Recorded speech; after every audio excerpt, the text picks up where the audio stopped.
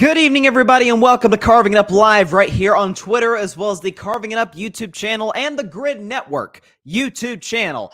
As always, I am Bryson Carver. The NBA Finals got underway last night. The Denver Nuggets win 104-93. Gonna talk all about Game 1 in just a moment. Really, the key takeaways that I saw from that game last night in Denver, which was played, by the way, in front of a fantastic crowd. The Nuggets fans, obviously, they've never seen their team in the NBA Finals to this point. I think the franchise has been around nearly 5 decades, so this is obviously a big moment for the city. You saw the great Peyton Manning there. You saw some former great Nuggets there, so it was a great moment. Sean Payton was there. Russell Wilson was there. So all of Denver's best athletes, we're on tap. We're on scene at the Ball Arena to watch that one go down. And the Nuggets, of course, won the game. I'll talk about that game in just a moment. Also going to get into more on the Ja Morant situation, more on the Ja Morant investigation, I think more appropriately put, that Adam Silver, who did a press conference prior to tip-off, was talking about how he has come to a conclusion on the punishment for Ja Morant. And there were a couple things that he said, we'll play the soundbite, that really stuck out to me in terms of what the punishment could look like for Ja. I'll get into that on the show, as well as Frank Vogel. About 5 hours ago, hired, at least it was announced, he was hired by the Phoenix Suns to be their new head coach. I like the hire. I actually think it works. I don't think he's as good of a coach as Monty Williams is, but he's absolutely solid. The only thing I worry about is I don't know if Phoenix's issue was coaching, which I talked about when they fired Monty Williams. Their issue is a couple different things, and I'm not so sure Vogel by himself will be able to address. I'll talk about that. Another coach hiring, the former coach of the Suns, Monty Williams, got the bag, rightfully so, paid by the Detroit Pistons to be their new head man. I really like the hire for Detroit. I will explain why later in the show. And at the end of Carving It Up, I will predict Sunday night's Game 2 of the NBA Finals between the Miami Heat and the Denver Nuggets. Before I get into any basketball, NBA Finals, or sports in general today, I want to take a moment real quick. You guys know I mostly, I'd say 99.4% of the time stay totally away from politics for the most part on my show. But again, you guys know that there's one there's one issue that I am deeply passionate about, and that's gun violence in America. I always end every show by saying, please contact your local state representatives and senators to demand change for gun violence.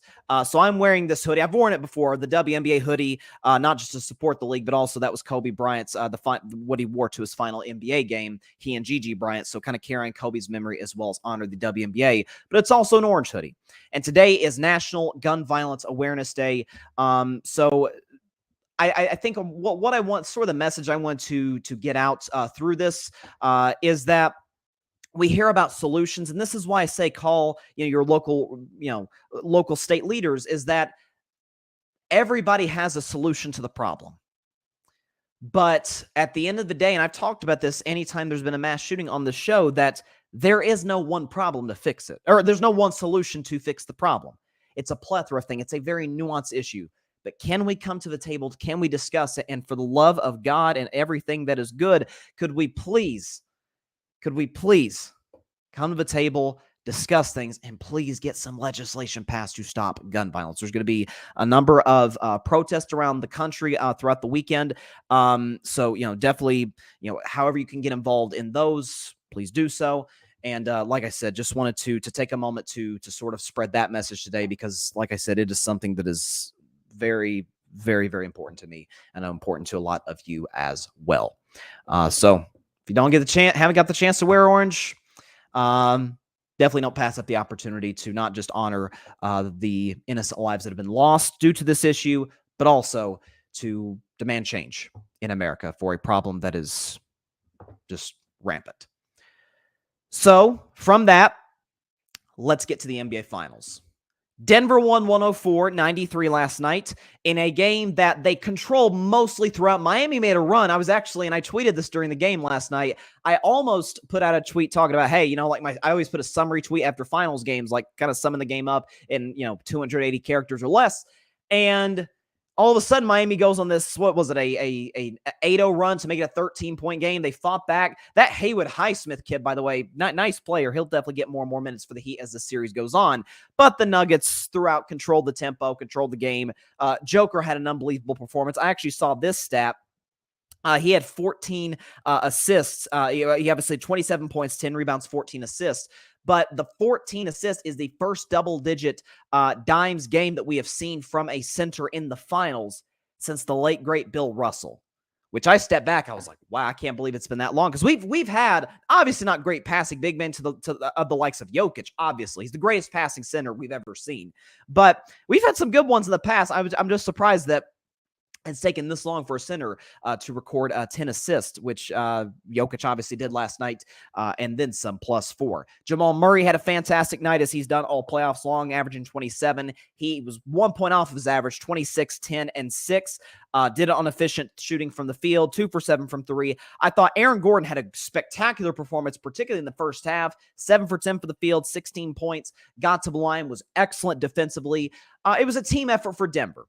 And I said coming into the series, I thought the notion that, and I still strongly believe this notion that the gap between Denver and Miami is as big as, according to Vegas at least, as big as the gaps between the Spurs and Cavs back in 2007 and the Warriors and Cavs back in 2018. I have a hard time believing that. Those Cavs teams with LeBron, outside of obviously LeBron, were garbage. Those Spurs and Warriors teams were historically great, particularly the Spurs on the defensive end, Golden State on the offensive end, although they were good defensively. And so I just thought Miami just took out 250-win teams in the playoffs. I'm supposed to think they were just this finals accident. I mean, come on now. But I did admit, even though I picked Miami and I stick by my pick, Denver absolutely is the better basketball team. They are better. They were the number 1 seed all season long for a reason. Or number 1 seed, the best team in the West all season, won 53 games. Jokic finished second for MVP. Jamal Murray had a resurgent year, particularly in the playoffs. And so listen, I picked Miami to win last night, and ultimately the question for me, and I talked about in yesterday's show, was rest versus rust. Which one would come into factor? Clearly, for the Denver Nuggets, it was rest. I wondered if the 10 days off would hurt them. We've seen that with teams in the past where it's one comes off of like a grueling 6-7 win series, but they come in not fresh. They come in, they just play basketball. They're kind of got a good rhythm going. And the other team's been off for a week and it takes them a minute. That never, outside of early in the fourth quarter, ever looked like the case with the Denver Nuggets. They clearly took advantage of the 10 days off, which is a credit to Michael Malone and the entire coaching staff and the players for obviously keeping their bodies in tip-top shape, ready to go for game 1. A couple of things that I want to look at, though. I'll start from the Miami perspective, then I'll go to the Denver perspective. I know you rarely start with the losing team, but because I picked Miami, I might as well start there. So coming into the playoffs and exiting the finals, I always do top 10 players in the NBA. And that top 10 obviously changes after the playoffs because I'm of the crazy belief that to be a truly great player, you have to validate your greatness in the regular season in the playoffs. And I talked about Jimmy Butler yesterday. Like he's the weirdest great player that I've seen where he's really, really good in the regular season and all-time great in the playoffs. And it's like, what's his legacy going to look like? Where do we slate him amongst the top 10 players in the NBA? Because obviously his regular season peaks aren't near what a lot of guys are. Joel Embiid, Kawhi Leonard, but he's absolutely better in the postseason. Well, last night, folks, he was bad. And if we're going to insert him into these, one of the 5 or 6 best players in the world conversation, well, let's give him that same energy that we would other guys.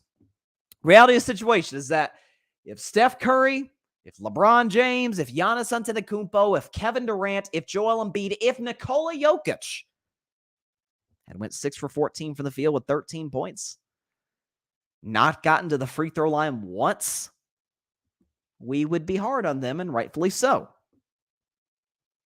That's what comes with being a great player. That's what comes with the attention. Not that Jimmy Butler is the type of dude to hide from that kind of pressure. That's not Jimmy. Obviously, we know that. But I'm seeing a lot of hesitancy in terms of criticism towards Jimmy. I'm like, listen, he's coming off of a big-time Game 7 against the Boston Celtics, a solid, not a great one, but a solid series in totality in the Eastern Conference Finals. Let's give them that same energy that we give other great players. Now, is Jimmy as good as Jokic? Obviously not. Is he as good as Steph or KD or no? But he's in that category. He's in those top 10 guys in the NBA. We need to give him that same energy. Something else, too, for Miami. And we saw, and I tweeted early in the game, like, man, Miami is missing.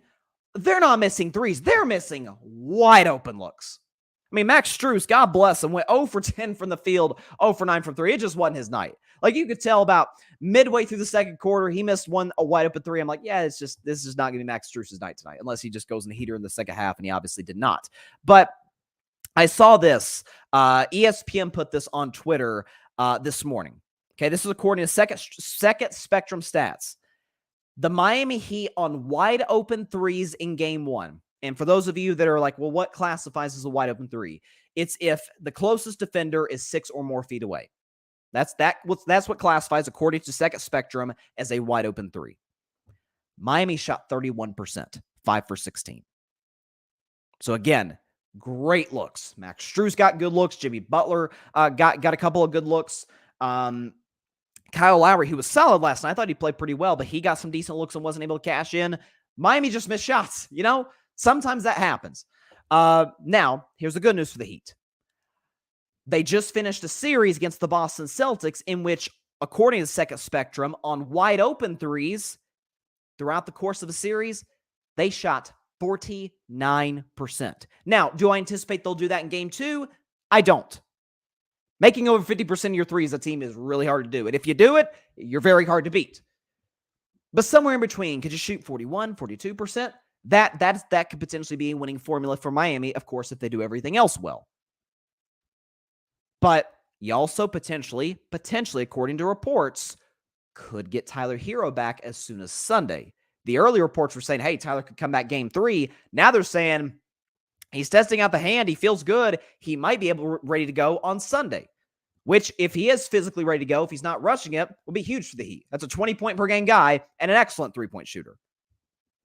So it's not all doom and gloom for the Miami Heat. I've even heard some people in the media talk about, hey, Denver could sweep. They're not sweeping the series. Okay, Miami's better than the Lakers. They have a better playoff resume. They went through a harder path than the Lakers, and their best player was more consistent than either of the Lakers' 2 best players, and their supporting cast. They have better shooters and obviously a much, much better coach. This is a different challenge for the Nuggets.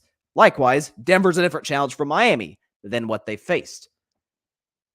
Last thing for Miami before I move on to Denver. First thing was Jimmy Butler's got to play better. I believe he will. Second thing was they were awful on wide open threes. I believe that will change in game 2.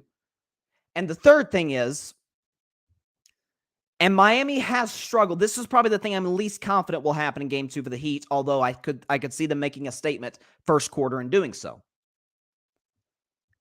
They struggle at scoring in the paint. Now, a lot of that's due to their lack of size.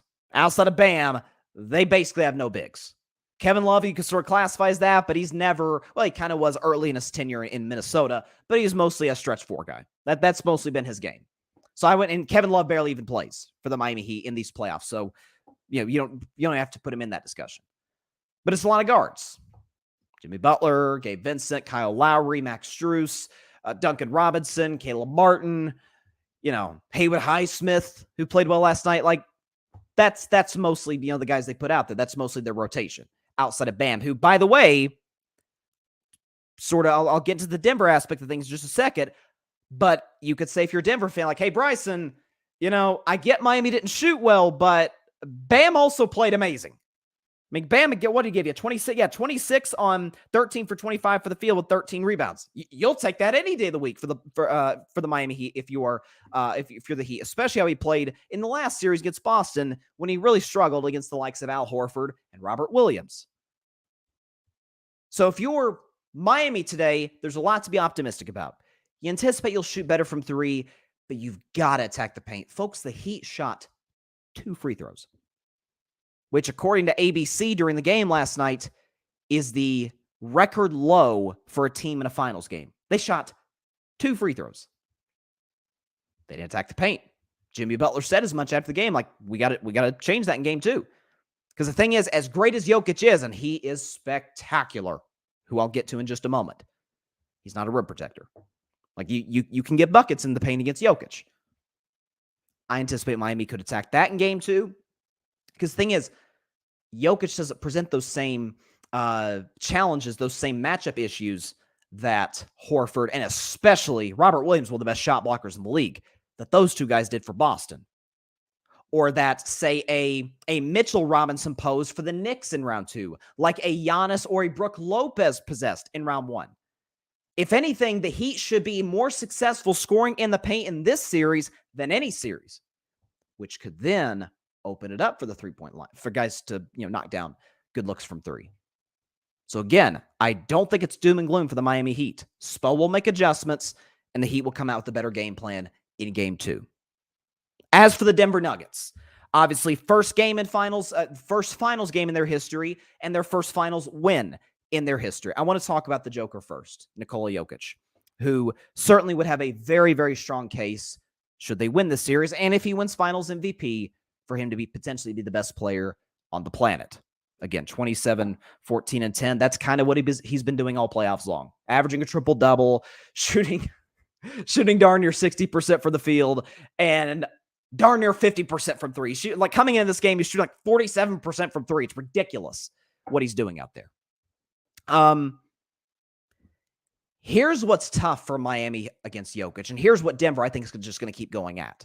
And I talked about this on yesterday's show. To go back and look, I said Miami really hurt Boston when they played zone. You can't play zone against Denver. Miami, they played a lot of zones, particularly in the fourth quarter, and helped them get back in the game. Why? Well, in fairness, I talked about Miami shooting a poor percentage from 3, only shot 33% from three-point range.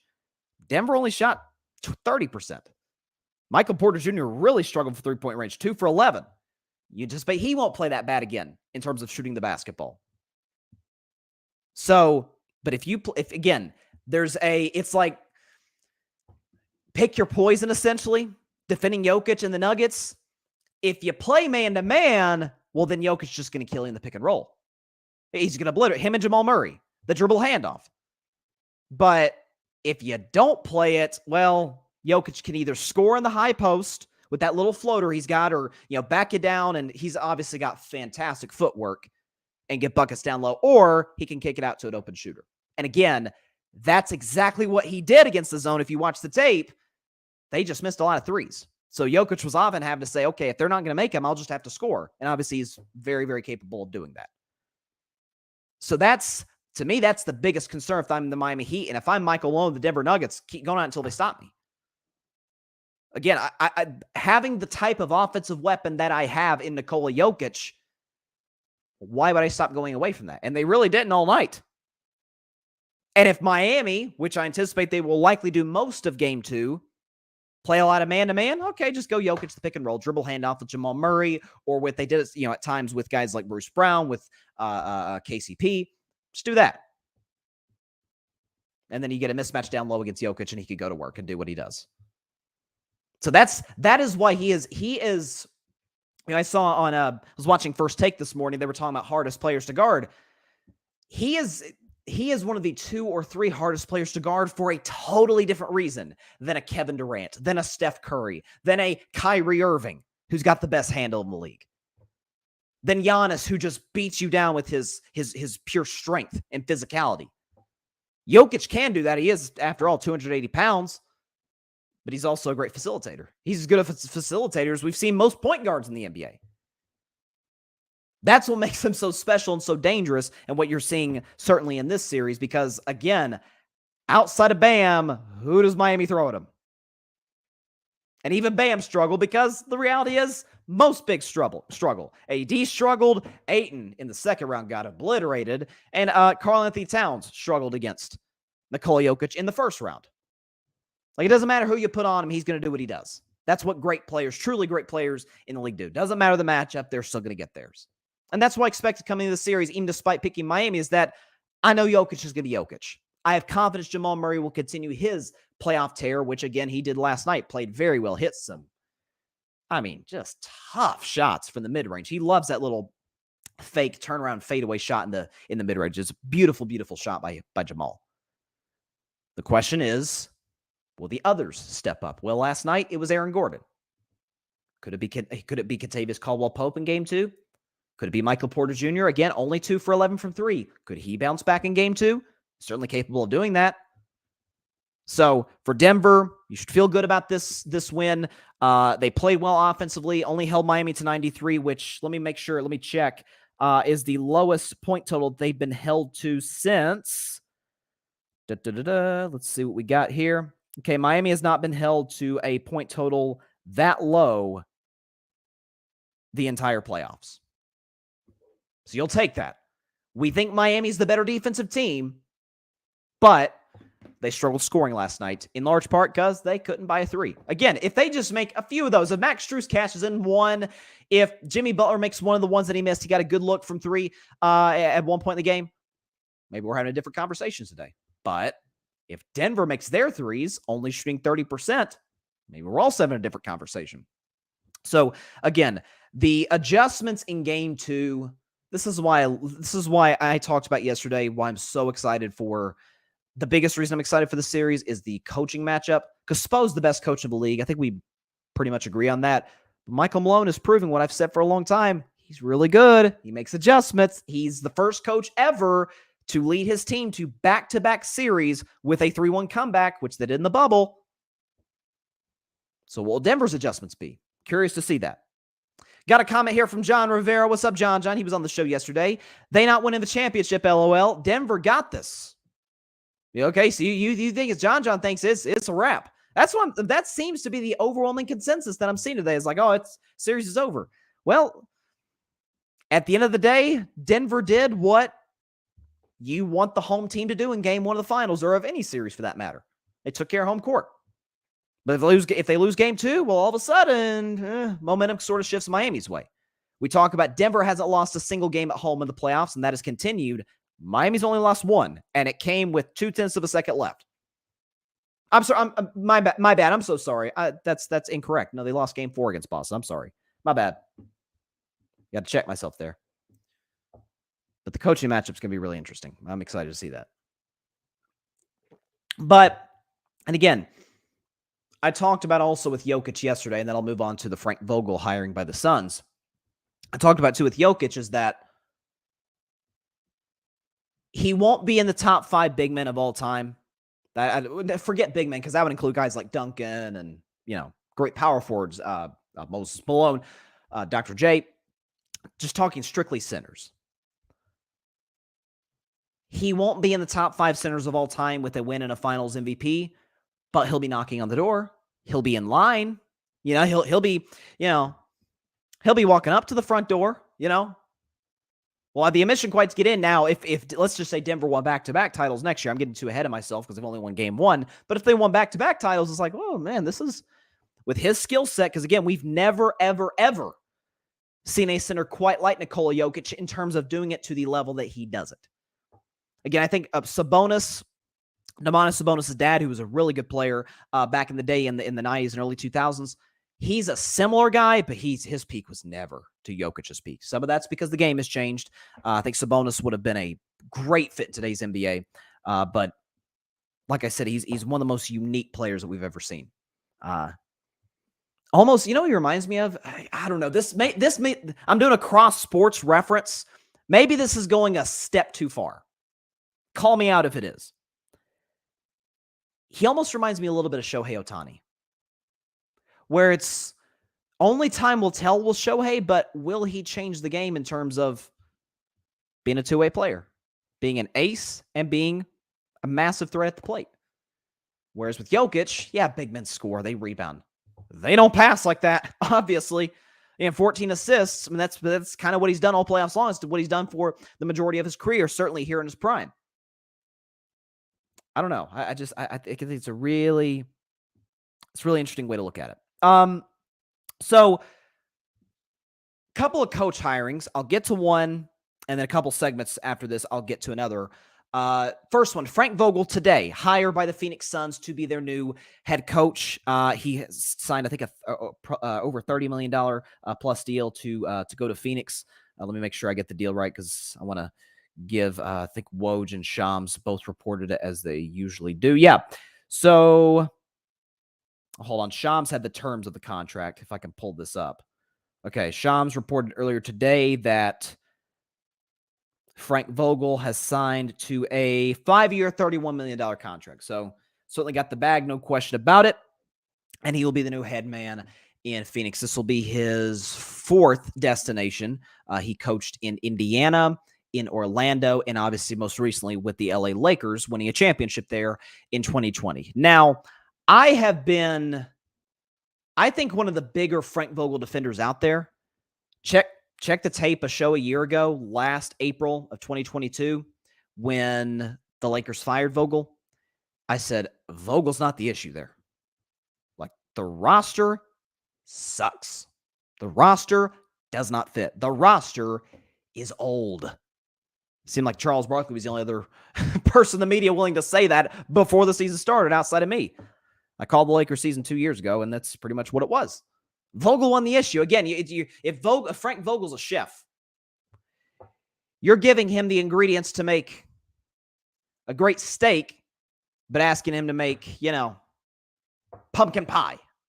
It's like, well, I don't have the ingredients to make pumpkin pie. Like, you're asking me to do something that is literally impossible, that Phil Jackson couldn't do, that Red Auerbach or Popovich or, heck, coach us in the finals today, Eric Spoelstra, probably couldn't pull off. You expecting me to do it? He's often been, and Frank Vogel is, we have categories like this in all sports, in all walks of life, really, but we'll keep it to sports, where Frank Vogel is like I don't think he's this good of a coach as compared to the player. He's like the Jason Tatum of coaches. There's a good chance Jason Tatum will probably, I could be wrong on this, 4 or 5 years from now, I could come on the show and say, hey, I was wrong about this. But there's a good chance Jason Tatum will probably never be the best player in the world. He is 25, so we'll see. He's not even his prime yet. A good chance that probably won't be the case. He'll likely never be to the level of a Giannis or a... No. Tatum's a bad comparison. Tatum's a first-team All-NBA guy. Jalen Brunson. Jalen Brunson's a better comparison. Frank Vogel is the Jalen Brunson of coaches, where Jalen's the best player on a team that goes to the playoffs, and they're really good. Knicks made it to the second round. They pushed Miami 6 games, and it certainly appears today like the Knicks have a pretty bright future if they could build this franchise around Jalen Brunson. But Jalen's never going to be a guy to the caliber of let's talk about guys around his age, like a De'Aaron Fox, or a Luka Doncic. He's never going to be to that level. But you could build around him. You can win with him. Like Dak Prescott or Derek Carr. Like, you can, I think with the requisite pieces, you can win a title with those two guys. But Dak or Carr's never going to be Burrow. They're never going to be Mahomes. They're never going to be, in all likelihood, Jalen Hurts. They're not going to be Trevor Lawrence. No question about that. They're not going to be Aaron Rodgers. That, to me, is Frank Vogel. If you're expecting him to be Spo or Pop or Steve Kerr, that's not him. But, I mean, he did take the Pacers to back-to-back Eastern Conference Finals 1 year against the 2013 Heat, who I consider to be, dare I say, one of the 10 to 12 greatest teams ever. I mean, that Heat team won, 27 straight games or something crazy. I forgot how many games they won in a row. It was something nuts. That Heat team was awesome. And that was like peak LeBron James. That was actually his final MVP season. And the Pacers took the Heat 7 games. The next year, they took the Heat, who were as good, but they took them 6 games in the Eastern Conference Finals. Goes to Orlando. Well, Orlando's no good. They have, no offense, Orlando had no talent back in the day, in the years that he was there. Goes to the Lakers, championship ready roster. What do you know? They win the title. Year 2 in LA. LeBron gets hurt. AD gets hurt. At that point, there was a hard ceiling for the Lakers. And they hit it when they lost in the first round to Phoenix. AD went down that series. LeBron was dealing with ankle problems. And Phoenix was just a better basketball team. They made the finals after all that year. And then the final year he was in Los Angeles, again, the roster construction made 0 sense. LeBron is at his best when he's got shooters around him. Outside of Malik Monk and Melo for the occasional corner three, who was a three-point threat for the Lakers in 2022? Nobody. LeBron was capable.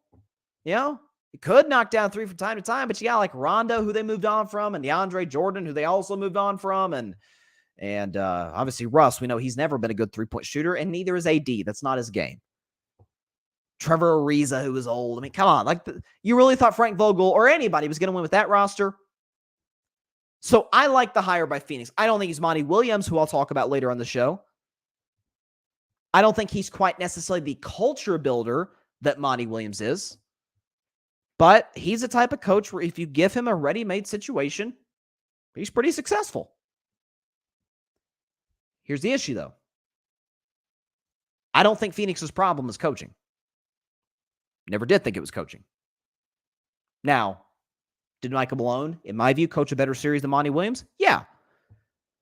But I think it's also similar to the other Western Conference semifinals, Darvin Ham versus Steve Kerr, where I thought Darvin Ham outcoached Steve, but Darvin had more horses to play. He had more cards than Kerr had. Similar situation. Phoenix could not win. Check their playoff wins. They could not win unless Book was shooting like 70% and KD was giving you 27 to 32 points. They couldn't. If both of them, couldn't be just one, if both guys weren't awesome, they couldn't win. CP3 went down in game 2 of that series, never came back. DeAndre Ayton, who was already a liability as is, went down, I think in game 5, I think it was. And at that point, you're relying on Torrey Craig and Landry Shamet, Cameron Payne. Like, it wasn't, they didn't have a bench. Now, they gave most of that up to get Kevin Durant, which I still defend to this day. It's Kevin freaking Durant. If Kevin Durant wants to come to your franchise, you do whatever you can to get him. He's that type of player. But this offseason, and I said this the second Phoenix's season ended, I said the very next day on my show, that's what they got to address. They've got the two guys who can lead them to a title. They absolutely do. They've got to build the role players, or got to add role players. There's plenty that are going to be available this offseason. I don't think the answer, because I've heard, hey, could Phoenix maybe move Chris Paul and DeAndre Ayton in like a sign of trade type situation for like a Zach LaVine maybe? I don't think that makes sense. In today's NBA, with the new CBA in effect as it is today, you don't need 3 stars to win a championship. You need 2. KD's obviously a superstar. I think Book is absolutely, certainly in that discussion. And put the requisite role players around them. If you do, yeah, Phoenix absolutely can win the championship next year. They're absolutely a threat in the West with Denver, with the Lakers, with Golden State. They're absolutely a threat. So I like the hire by Phoenix. I disagreed with the decision to fire Monty Williams, but Frank Vogel was a good guy to replace him with. My first choice would have been Nick Nurse, but he was hired by Philadelphia, so he was off the table. Frank Vogel, I like it. I think it makes sense. So, but again, I never for one second thought the issue with Phoenix this year was coaching. They didn't have enough horses to ride. They didn't have the requisite role players. They have got to add that this offseason. Whether it is a sign and trade with DeAndre Ayton remember Indiana almost got DeAndre Ayton last offseason. They came that close, and Phoenix, in a move that really surprised me, decided to retain him because he was a restricted free agent. Could you move him for a Miles Turner? For a Buddy Hield? Who's seemingly every time we talk about, it's kind of Malcolm Brogdon when he played for the Pacers. Every year we talked about available point guards. Hey, Malcolm Brogdon, you can maybe go get him, and Boston ultimately did. Those two guys in Indiana make a lot of sense for a team like Phoenix. Miles Turner can space the floor as a big, but he's also maybe the best shot blocker in basketball, and Buddy Hield's one of the best shooters in basketball. Do you keep Chris Paul as more of a facilitator when he's getting older? His body is not as reliable as it used to be. He's not the impact player he used to be. He's more of, let's be real, kind of a role player at this stage in his career. Do you restructure his contract? A lot of big decisions for the Phoenix Suns this offseason, but I don't think coaching is going to be the issue. I like the hiring of Frank Vogel. I think it makes sense that they've just got to put the requisite pieces around Book and KD. John Rivera, Frank is a good coach, but they should have hired someone else.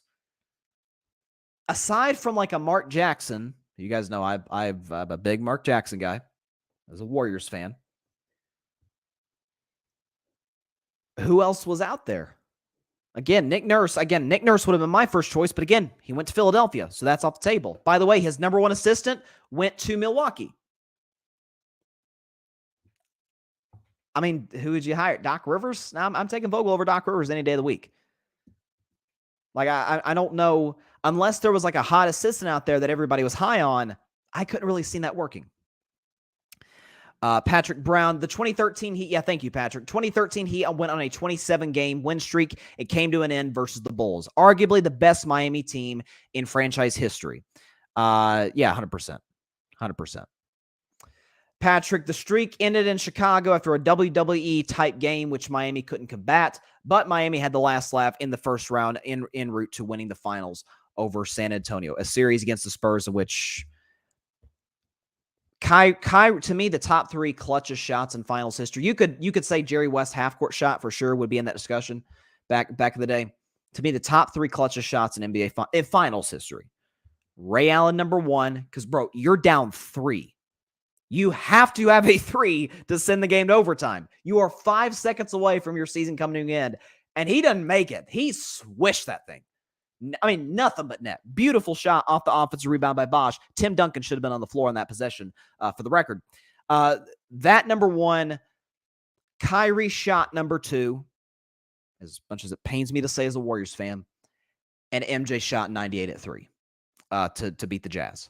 Because I believe to this day, if MJ does not hit that shot, I don't think the Bulls win Game 7. I don't. I think Utah would have beat him in a Game 7, which people forget that actually would have meant the Bulls would have blown a 3-1 lead in the series because they lost Game 5 to get to a Game 6 because Scottie Pippen was beat up. Jordan was playing like darn near 45, 46 minutes a night. Rodman was at the very end of his career. Like, they needed every single point Jordan gave him in that Game 6. And like I said, I think that's the third clutchest shot in NBA Finals history. But Ray Allen's, because if Ray Allen misses, you lose a championship. Simple as that.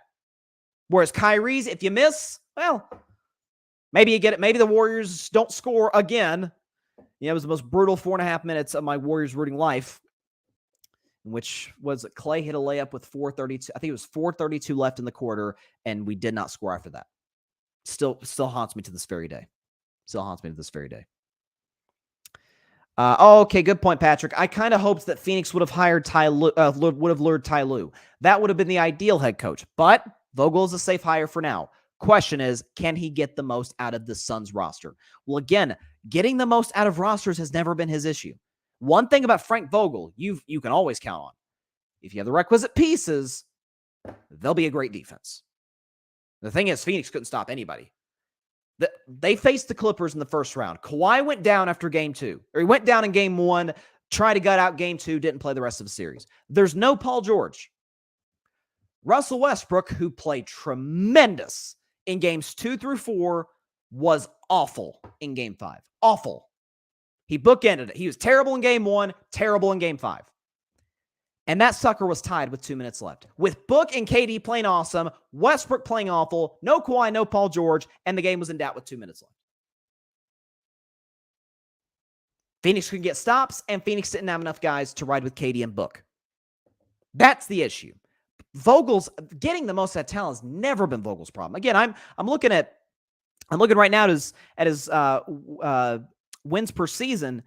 So when they got to the conference finals, they won 49 games in 2013. They won 56 in 2014. Then he had a couple of down years in Indiana. Paul George was hurt in his defense, but came back to the Lakers in the pandemic season, 152, 142 with a beat-up roster, and then obviously only 133 because the roster was garbage. Let's be real. It wasn't good. The pieces made no sense, as I keep bringing up. But good hire by Phoenix. To a more serious topic, the elephant in the room. Ja Morant. What's going to happen with him? What's the punishment going to be? Well, yesterday in a press conference before Game 1, we got a little bit more insight into what a punishment for Ja Morant. Obviously, we all know the video, getting in trouble, waving a gun next to his head, second time that this has happened in a 2-month span, what the punishment could be. We got more insight on that in a press conference by the commissioner of the league, Adam Silver. Take a listen. In terms of the timing, we've uncovered a fair amount of additional information. I think since I was still asked about the situation, I would say we probably could have brought it to a head now, but we made the decision, and I believe the Players Association agrees with us, that it would be unfair to these players and these teams in the middle of this series to announce the results of that investigation. And given that we're, of course, in the off season, he has now been suspended by the Memphis Grizzlies indefinitely, and so nothing would have changed anyway in the next few weeks. It seemed better to park that at the moment, at least any public announcement. And my sense now is that shortly after the conclusion of the finals, we will announce the outcome of that investigation. Okay. So there's a lot to unpack there, and he elaborated on that more. I just wasn't able to fit it into a clip that would have fit for the show. A few things to address. So, and Brian Windhorst, the great Brian Windhorst on ESPN, brought up a point that I think is very, very significant. Commissioner Silver mentioned the Players Association.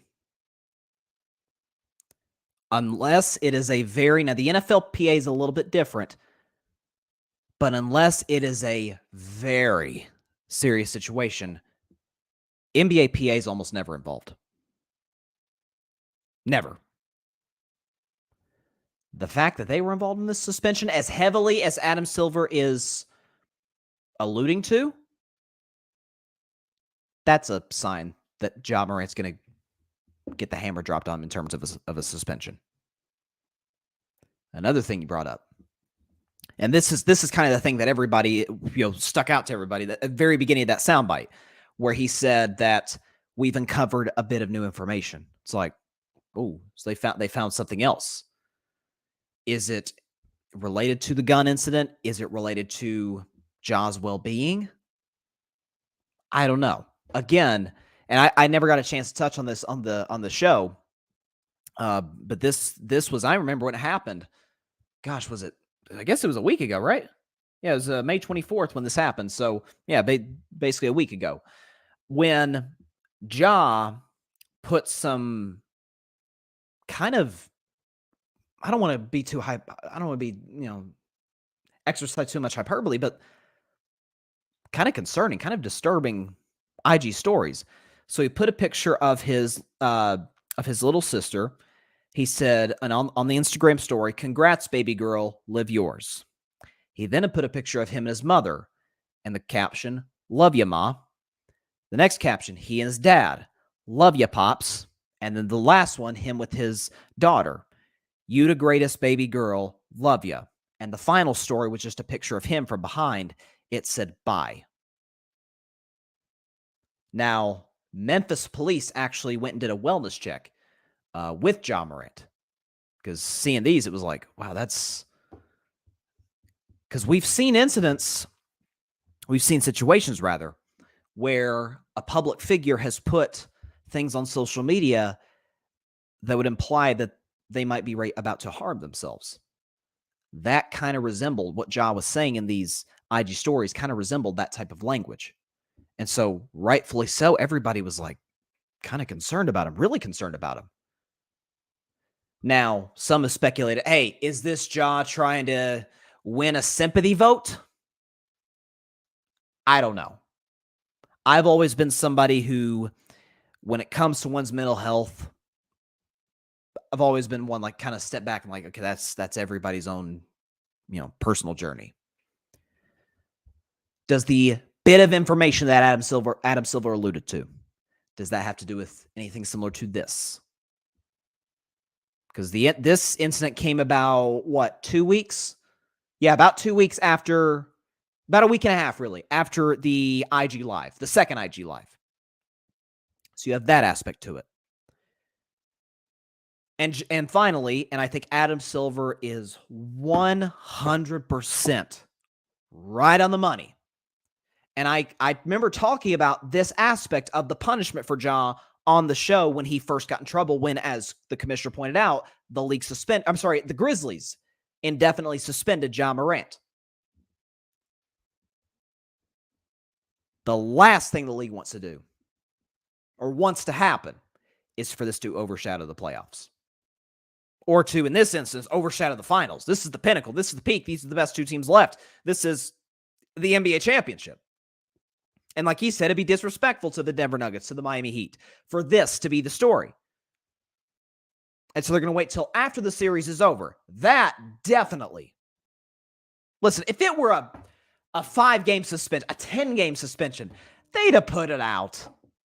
Come on, they would have absolutely put out, that Ja Morant was going to be, gone for 5 to 10 games. He'd be back in mid-November, early to mid-November, and it'd be business as usual.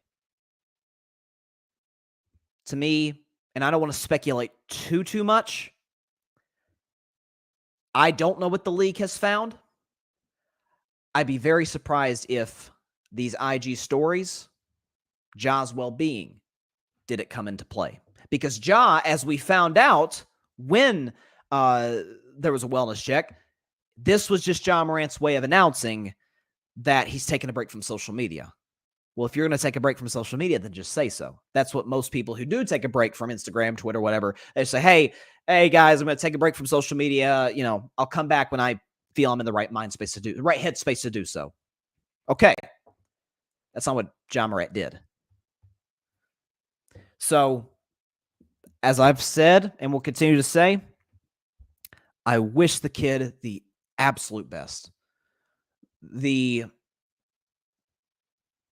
worst thing to happen in sports is for an athlete, particularly a young athlete, to have it all. Again, Ja Morant, because of the suspension, the first go-round at the nightclub, lost $39 million because he didn't make the All-NBA team. A lot of it's because he didn't play enough games. And some of that was because he didn't play enough games, the production wasn't on par to the other guards who did make the list, who did make any of the 3 All-NBA teams. If $39 million doesn't wake the kid up, the heck will. So I absolutely, again, I wish Ja the very best. I think, and Ja's talked about before as well. He talked about this in the interview with Jalen Rose during the first suspension, that he said, I need to find, I'm paraphrasing here, but he said, I need to find new ways to cope with stress than what I'm doing, whether it be nightclubs, whether it be guns, whatever the case may be. And then again, you see him, obviously, IG Live, same thing with a firearm.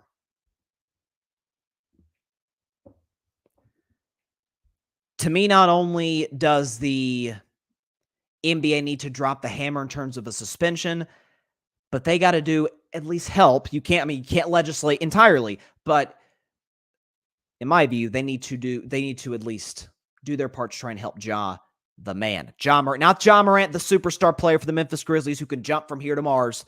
Not that guy. That's second concern right now. Helping Ja Morant, the man. I mean, listen, we see often in, for example, certain things in our political system that are just in place to either punish somebody, or just really just to punish somebody, and that's it, and not to address the actual problem. Adam Silver, from what I've seen, seems like the type of commissioner to not just be worried about how long Ja's away from basketball. It's what's going on with Ja when he's away from basketball. I wouldn't be shocked if some serious counseling, therapy. I don't know if the NBA has the power to put down that sort of thing where Ja would have to, attend sessions or whatever the case may be. I don't know if that's the case. That's, again, according to the commissioner, the decision's already been made, so it's just a waiting process. It's just wait till the finals is over, and we'll see. I wish Ja the very best. Listen, I've been very vocal, let's say, about my disdain for the Memphis Grizzlies as a franchise. I never want to see a kid throw away his future, especially for something like this. And as I suggest, as Kenny Smith, great Kenny Smith on TNT, as he suggested, and I never thought about it this way, and I talked about this a few weeks ago when the incident first occurred, that is Ja, we talk about, Ja's hanging around the wrong people. Ja's, he's got to cut certain people off from his life. Are we sure that could be true, but is Ja the type of dude that you don't want to be hanging around with and not necessarily the other way around? Could two things be true in that regard? I don't know. Wish him the best. To me, NBA needs to not only drop the hammer, but also in that process, in the time that Ja's away with whatever suspension they hand down, how do they help him address the real issues at hand? That, to me, is what's going to be very key to me and what I'm going to be seeing when the punishment comes down. But the fact that Adam Silver alluded to the fact that the Players Association was involved in this and that they'd come to an agreement about it tells me all I need to know. We'll see. Got some comments here. Let's see. Wow. Patrick says, I believe Ja will be suspended a full season. With Adam Silver being articulate, it was best to wait until after the finals. Ja needs to understand his actions have consequences. Ja needs to look at the man in the mirror and make a change. This has become exhausting by the week trying to dissect his erratic, cryptic messages. For the sake of his career, a change of scenery is needed to grow. He's embodied the city's culture and the face of Memphis. Taking a break from social media is one thing, but to post cryptic messages in sympathy is a warning. As someone who's battled mental health for years, this was very alarming. I take sabbaticals, but not in a cryptic way to inflict harm. It feels like Ja is crying for help, but is afraid due to his inner circle who is pressuring him to be someone he isn't. Well, to address, because one of your points stuck out to me, Patrick, and I saw Kendrick Perkins say this on ESPN. Let me see if I can find it here. Yeah, you at the end of this second comment by Patrick, he says, for the sake of his career, a change of scenery is needed to grow. I heard Perk say this, and I've alluded to this as well, Memphis is one of the absolute last cities in America that Ja needs to be doing what he's doing. The last city in America. Again, I read the stat on the show a couple weeks back. Memphis is second in America in gun death rate. Second only to Baltimore. So Perk, I didn't see. I only saw the soundbite. I don't know if Perk brought that anything along those lines up, but Perk brought up the fact that maybe Ja needs to be in a different city, different change of scenery. Where, listen, there's danger everywhere. There's crime everywhere. We understand that, but certain places more than others. Memphis is one of those places. All we can do is wait. And listen, I have been as big of a Adam Silver defender as there is. He's made certain decisions like the new, again, I hate the new CBA. Hate it. There's been decisions certainly in the past I disagree with, but I think overwhelmingly in terms of the well-being of the players, in terms of the health of the league, overwhelmingly has done a fantastic job. And one thing I've always given, I've criticized Roger Goodell in this regard because I think Goodell's a tremendous commissioner. But the big weakness, certainly in my view, I've heard a lot of other folks in the media talk about it, is the consistency in regards to the suspensions that he lays down, where different facts are brought to the table about what a player maybe did or didn't do, but the suspensions look completely different and completely, I got the word in my head, but I'm losing it. Not disproportionate, but the suspensions are inconsistent with the crime or the alleged crime. And the NFL has really struggled with that. The NBA overwhelmingly so has done a pretty good job with that. So if there's any commissioner in American sports that I trust to make this decision, to consult with people that he trusts, people within the league, the players, it is Commissioner Silver. Again, I think it's going to be half the season. That's what I think. Could be more than that. All we can do is wait and see. Moving on from Ja Morant to the Detroit Pistons. Didn't think I'd be talking about the Pistons during the NBA Finals, but here we are. So for Detroit fans, it's been a long few years. I think it's fair to say the Pistons this season finished dead last in the Eastern Conference, only winning 17 games, which was 10 behind, second to dead last with the Charlotte Hornets, who won 27. So very much a down season for the Detroit Pistons, but they got a bit of good news. According to multiple sources, Monty Williams, former Suns head coach and former head coach in New Orleans as well with the New Orleans Hornets when CP3 was there, and the Phoenix Suns as well. And he was with the New Orleans Pelicans before that, coaching Anthony Davis. He has agreed to a 6-year, $72 million deal to become the Detroit Pistons' next head coach. By the way, that is the largest deal of any coach in NBA history. So Monty Williams is one of those, just from a personal level, Monty Williams is one of those guys where if you don't like him, you're the problem. Like there's no, some folks like him and some folks don't. If you don't like Monty Williams as a person, then you are the issue. It's like I always use the, in pop culture, and maybe this is biased because she's from my state. If you don't like Dolly Parton, you, my friend, actually, you're not my friend. You are the problem. Okay? Come on, man. Man, Dolly loves everybody. Like that, I call it like the Dolly Parton scale of like, if you're on a certain like pedestal where you've done so many great things for so many great people, you're beloved. If you don't like him, you're the issue. Monty Williams is one of those types of guys and coaches without question. And what Monty Williams does and what the Pistons absolutely need, and why I think this is a fantastic hire by the franchise, he is a culture changer and a culture builder. Look at the Phoenix Suns when he hopped aboard in 2019. The Suns, I could be incorrect on this, but I checked. I'm pretty sure I'm right on this. The Suns had not been to the playoffs in, I think the number was 9 years. It was 8 or 9 years, almost a decade. And in most of that run, they didn't come close. They had a couple of years. They made like an interesting, like a little push towards the end. Overwhelmingly, they were bad.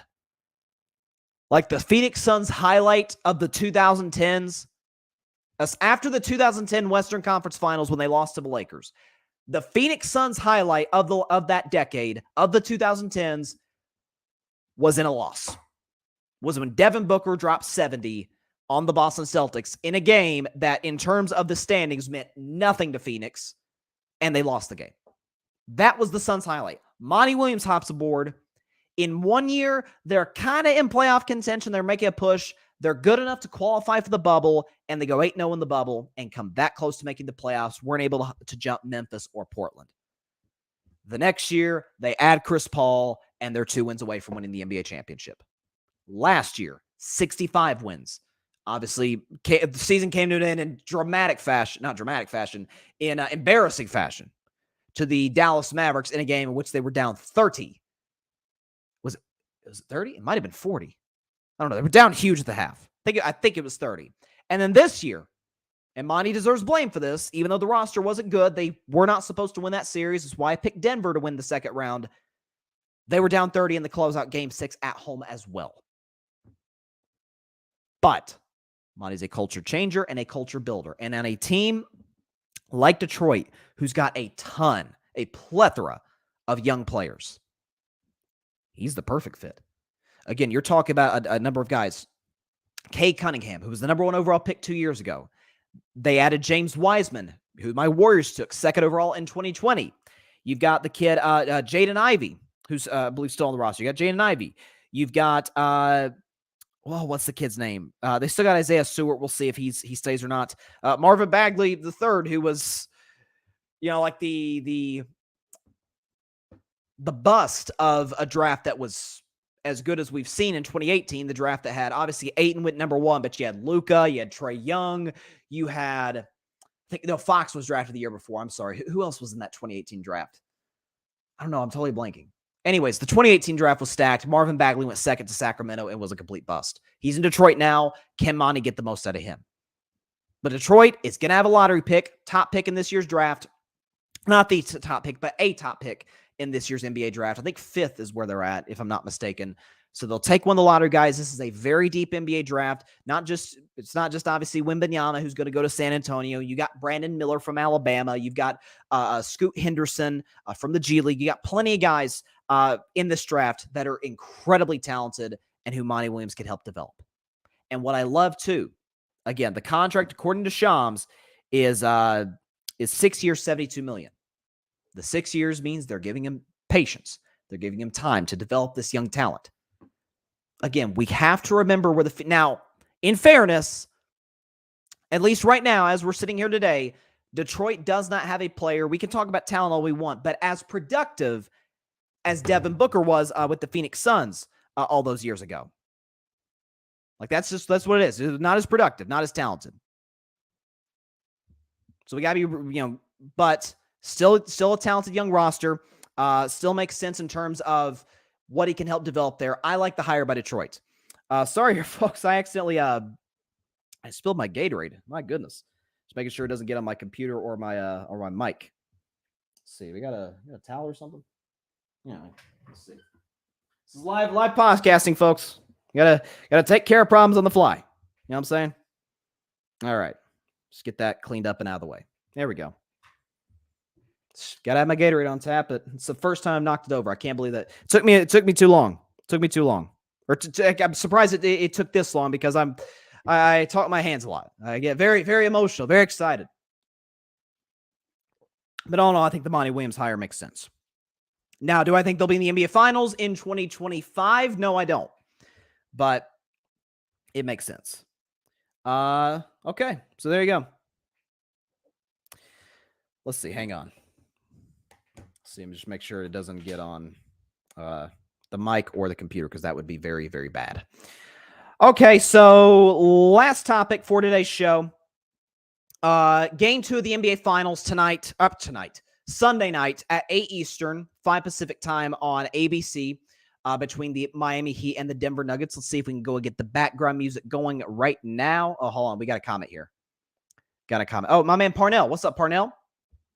Parnell says, it's a good hire. He can help Cade and Jaden Ivey, potential playoff team in the next couple of years. Yeah, and the thing is, look, the East today, and I've said this throughout this season, the East today is deeper than the West, I believe. Again, you've got the only team among like the top 5 or 6 in the conference that I think is just dead in the water in that they are in, I call it like sports purgatory, sports hell, where you're good. Philadelphia's good, but they don't suck, so they can't rebuild, but they're not good enough to win a championship. That is the absolute last place you want to be in sports. You want to be awesome, preferably, or you want to suck. And so you know what you got to address. Philadelphia is in neither. They're right in the middle. They're stuck in the middle, and they're kind of screwed for the moment. Everybody else out east, kind of that top 6. Again, Milwaukee, they'll be back next year. So will Boston. Cleveland's going to be better with the young talent they have. The Knicks will be better, in my view. Atlanta, we'll see. Miami is Miami. They're going to be in this position year in and year out to contend for titles because that's what they do. That's Heat culture, and that's why they're in the finals today. Toronto's going to be in a rebuild, so you take them off the board. Yeah, sure. Why? I mean, now a young team I also like out east that's rebuilding is Orlando. I think that what's his name, Paolo Banchero, who I was a little skeptical of at first of the draft, but his development thus far, again, rookie of the year this year, what do he average, like 20 or something? Let me check his stats. I think he averaged like 20 a game this year. Hang on, Paolo Banchero. Where is he? There he is. Yeah, averaged 20 a game his first year in the NBA. With 7 rebounds, by the way. So I think the kid has unbelievable talent. And something else I liked about Paolo, too, I may have talked about this last summer, is that he's a type of dude that talks about leadership. Young dudes don't talk about leadership. So that's a big, like, oh, okay. So he's willing to embrace that role. Now, actions speak louder than words. We got to see it first. But Orlando was solid. There was a time where like, hey, they could maybe sneak into the play-in tournament. So, you give them props where it's due in that regard as well. So I like Orlando, and because of the hire of Monty Williams and the young talent they have there, again, 3 young potential stars, Jaden Ivey, Cade Cunningham, and James Wiseman, they could be a solid team in the future. But I think that's the perfect coach for this situation. Like I said, NBA Finals Game 2, Sunday night, 8 Eastern, 5 Pacific time on ABC. The Eastern Conference champion Miami Heat and the Western Conference champion Denver Nuggets, who hold a 1-0 lead in the series. As we predicted to. There we go. So, Denver in this game already, again, they were big favorites in Game 1. it was such a heartbreaker. I came that close, in Game 1 to Miami covering for if I were a bet man. Because what was Denver favored by, like -9.5? I took the Heat. I took the Heat to win outright, so obviously I took the Heat in the points.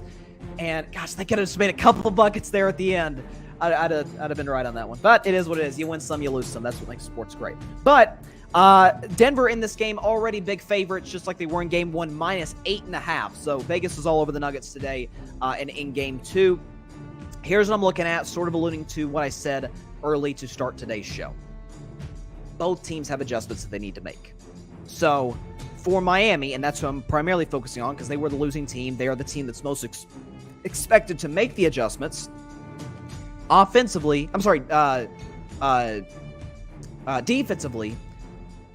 are you gonna throw the zone at Joker that much? I could see them throwing it out to start the game, potentially, where the Denver shooters weren't good in Game 1. Again, they only shot like 30% for 3. MPJ by himself shot 2 for 11. They struggled as a team shooting from beyond the three-point line. That's why the zone was effective. But again, it is a pick your poison, where Jokic against the zone can kick it out to the shooter, but if the shooters doesn't have it going, he's like, okay, I could just shoot this 8-foot, float shot, and I make those, 75% of the time.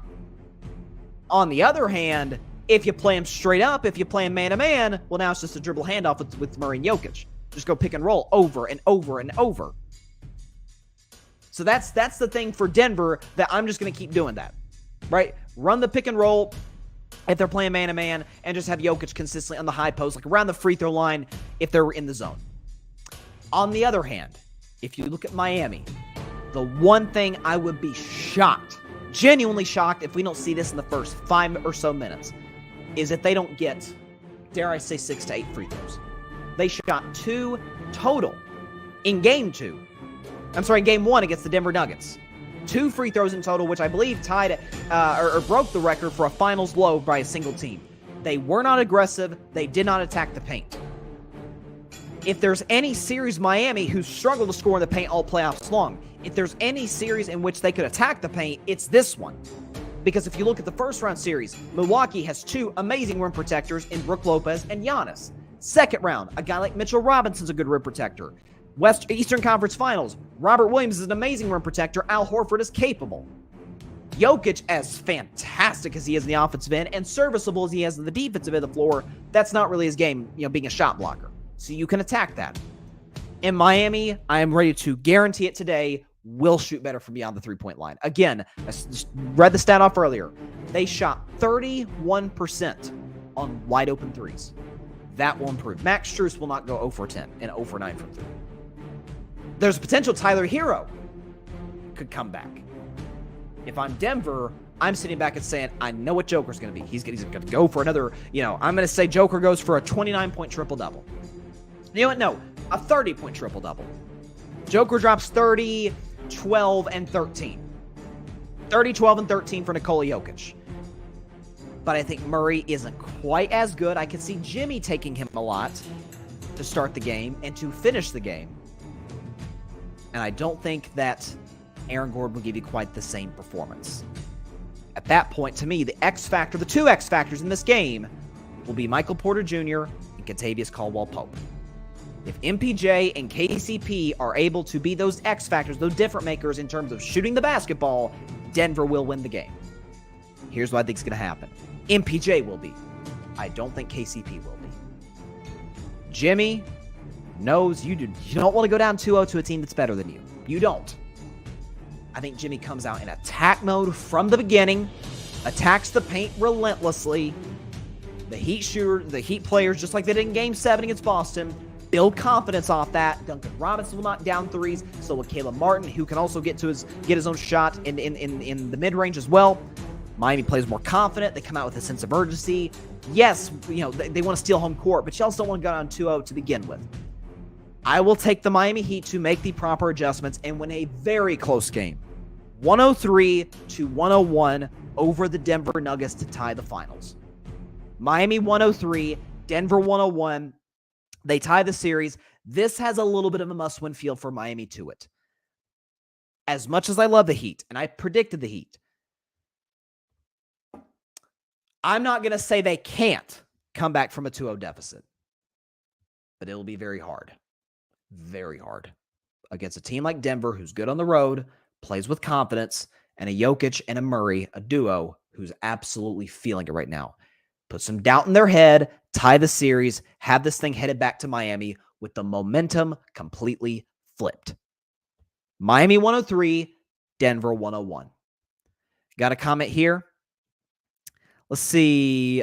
Thomas, am I saying your name correctly? Thomas Chomsky is in the comments. I hope I'm pronouncing your name correctly, Thomas. Sup, man? First time here. How's it going? I am doing well. I just spilled my Gatorade on my table here. It's not impacting any computers or mics. So no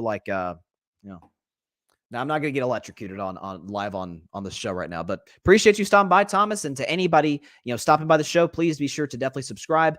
But on that note, that is all the time we have for today's show. Appreciate everybody stopping by as always. Be sure to catch Carving It Up Live on Monday at 6 p.m. Eastern, 3 p.m. Pacific time on Twitter, as well as the Carving It Up YouTube channel and the Grid Network's YouTube channel. And be sure to like, share, comment, and take 2 seconds out of your day. Hit that big red subscribe button. It helps the channel grow exponentially. And be sure to go subscribe to the Grid Network. That is GRYD, the Grid Podcast Network on YouTube and anywhere and everywhere you get your podcast, be it Apple, Spotify, iHeartRadio, Google, any and everywhere you get your podcast. I'm on there, but we also have some fantastic other content creators on the network. We are continuing to build it. We are continuing to grow it. Very, very exciting. Game 2 on Sunday, I got Heat 103, 101. I'm going to say, so I gave you Joker's stat line, 30, 13, and 12. Jimmy drops 27 on an efficient shooting percentage and gives you 7 rebounds and 6 assists and 2 steals. So he comes up big on the defensive as well. I think he plays Jamal Murray one-on-one in the fourth quarter. That's what I think happens. I'm going to stick to it. Heat 103, Nuggets 101. They tied the series up. So until then, I may go again. I didn't go on IG Live last night. Didn't really have time to. Needed to go to bed. Was tired. But I may go on IG Live after game 2 on Sunday. We'll see. But I'll definitely be back on this show Monday, 6 Eastern, 3 Pacific time, Twitter, Carving It Up, YouTube channel, Grid Network YouTube channel. Have a great weekend, everybody. Please continue to stay safe. Please be sure to take care of your physical as well as your mental health. And please, especially on today, on this National Gun Violence Awareness Day, please be sure to call your local state representatives and senators to demand change for this horrible problem in America. Please do so. And certainly there's going to be, like I said, there's going to be a ton of protests all around the country. If you can participate in those, please do. God bless you all. Peace out. I hope Miami ties this up. Thanks so much for watching the show on YouTube. Be sure to click that big red subscribe button and go check out the other clips and full shows of Carving It Up Live. Have a blessed day.